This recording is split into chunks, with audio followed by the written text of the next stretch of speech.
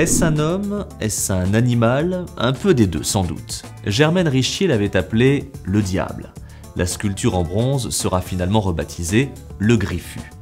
Maigreur extrême, corps sec, museau creusé, les lignes sont nerveuses, l'ensemble inquiétant.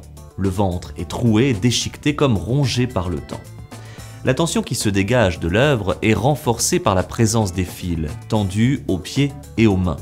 Ils entravent les membres, orientent le corps vers l'avant.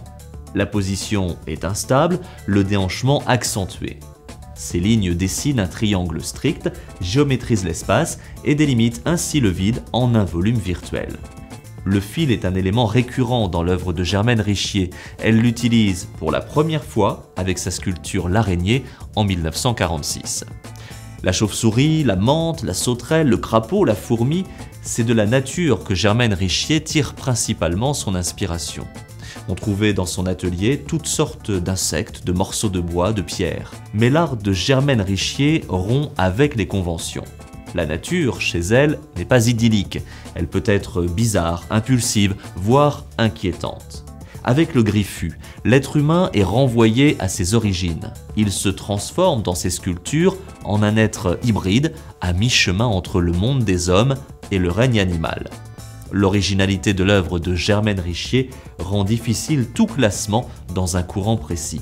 À ses débuts, Germaine Richier se forme à la sculpture figurative classique.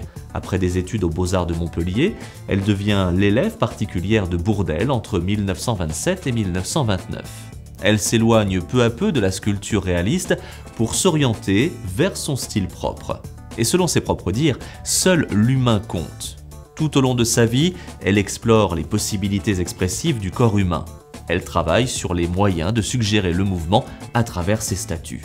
Née en 1902, à Grand, dans les Bouches-du-Rhône, Germaine Richier reste attachée à la campagne languedocienne.